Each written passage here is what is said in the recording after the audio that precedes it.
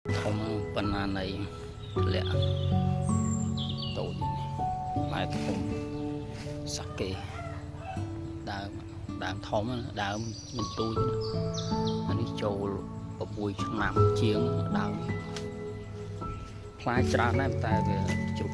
អស់នោះមួយផ្លែធំដែរផ្លែនេះធំណាស់ជ្រុះតងវានឹងស្វិតអស់ជ្រុះ